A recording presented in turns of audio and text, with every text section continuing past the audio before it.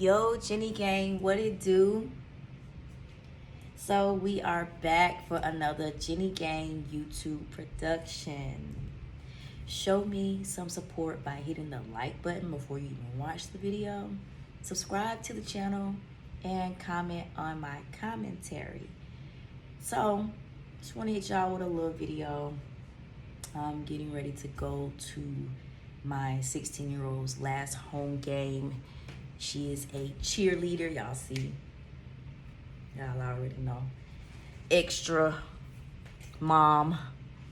But I had to drop some content on my people before I went. So the Kenneka Jenkins case, a very familiar case, has just come to a settlement offer.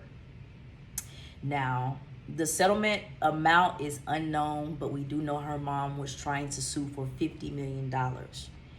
And rightfully so.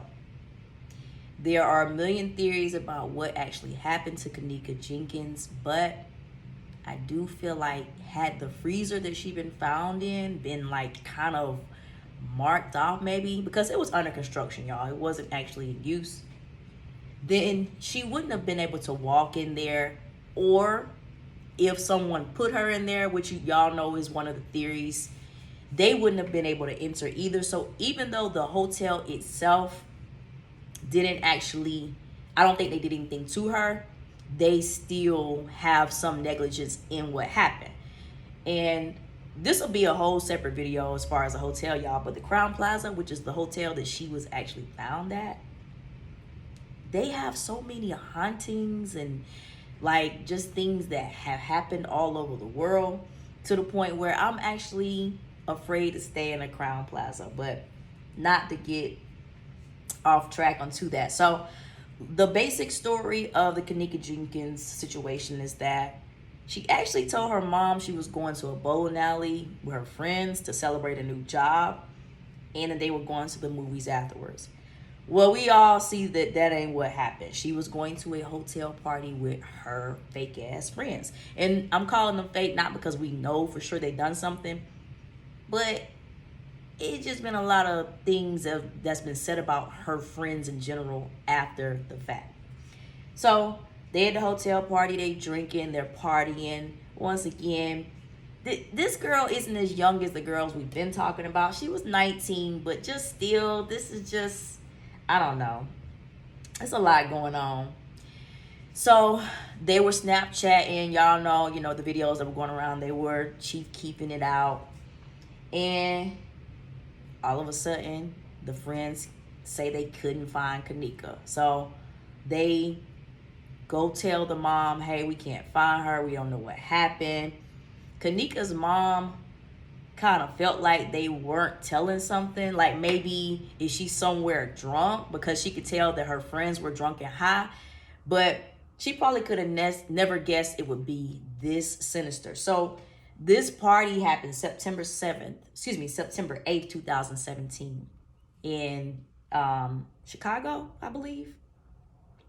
I think I'm correct on that. But at any rate, the 911 call that Kenneka Jenkins' mom made, y'all, I just listened to it just to kind of like confirm a few things.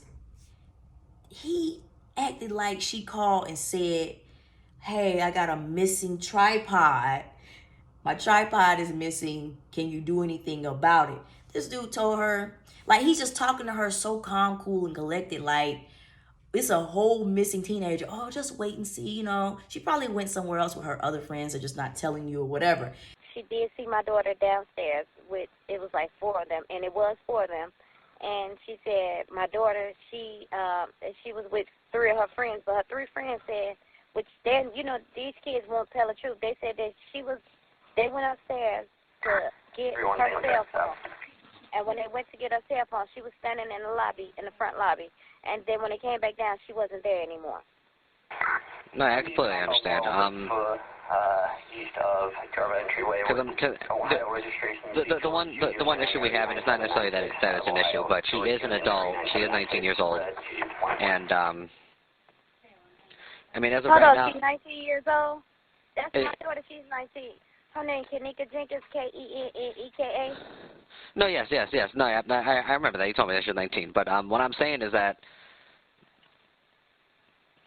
she, again, she's only been gone for a couple hours. She's, I don't know, maybe she's, she could be somewhere with one of her friends or something, because, I mean, it is only a couple hours since you hadn't seen her, correct? Or since her friends supposedly hadn't seen her?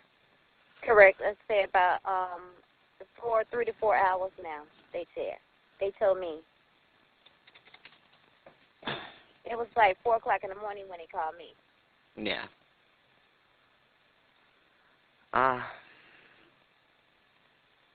Well, I guess the one, are you looking to file a missing persons report then, or are you just,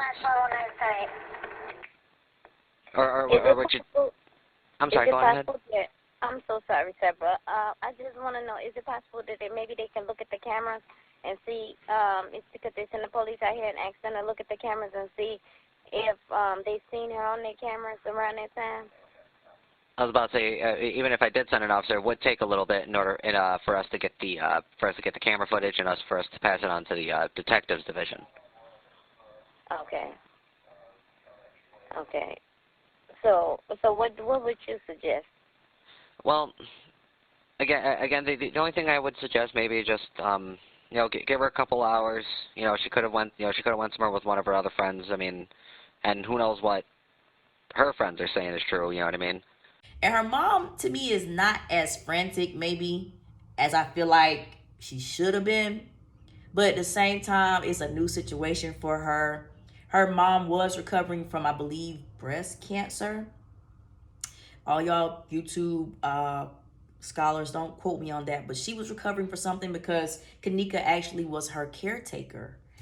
So, she might not all the way been in her right mind making a 911 call, but she's kind of like, okay, I really, can they do this? Can they do that? And he's just making these bogus suggestions when really it's kind of looking like if they would have started looking for her as soon as that call happened, maybe she wouldn't have froze to death if that's what happened. So 19 hours later, she's found in the freezer. She's got a few lacerations in the feet area. Now, one thing I want to mention that I didn't know, she had a white bra. Her stomach was out, some short shorts. But the white bra, y'all, was pulled up, right? And initially that might look like, okay, it's a SA. But y'all, they're saying that the way that she perished is hypothermia, which hypothermia, y'all know, is pretty much like you're freezing, okay? You're freezing and when you get to the latter parts of hypothermia, it makes a person feel like they're burning versus freezing. So they feel like she started taking that top off, what is it called? Paradoxal undressing, I think it was called. But, so let's talk about her toxicology. They found a prescription medication in her system. Now, when they said that, I'm thinking it's going to be like Percocet, something like that.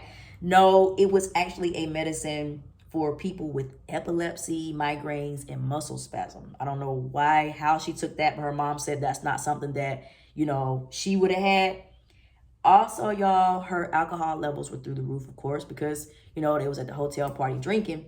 But y'all, it says that because of her alcohol levels being so high in her system, that actually sped up the hypothermia. So she basically, but when that's going on with your blood, that made her freeze quicker. And remember, this is sticking with the theory that she did walk into the freezer accidentally and perish. A lot of the rumors would suggest that the friends were pimping her out without her even knowing it. This is all alleged, okay? But there are some so-called findings on the net where they said her friends actually put her photos on some sort of escort site without Kenneka Jenkins actually knowing it. And, I guess they're thinking something went wrong with, part of this.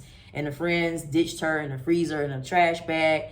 But you clearly see Kenneka Jenkins walking through the hotel, really, y'all know, very intoxicated. The footage is so haunting, but I think we've all seen it. So I just kind of feel like the friends were just terrible friends because they didn't keep up with her. There is a such thing as like a girl rule. We don't leave each other. We go to the bar, we get lit. I'm not letting you go with no man. If you drunk, I don't care how fine he is. I don't care how much money he is. There's some sort of girl code that all girls have. Doesn't matter how old you are. So even if they didn't do anything to cause Kenneka to perish, they were not responsible for her, okay?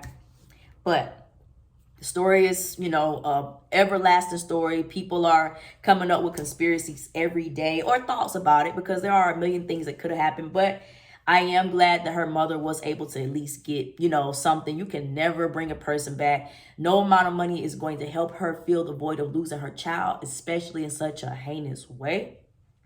But, you know, hopefully her mom can at least live peacefully, not have to worry about working and doing all this stuff that you have to continue doing as you're in a grieving process.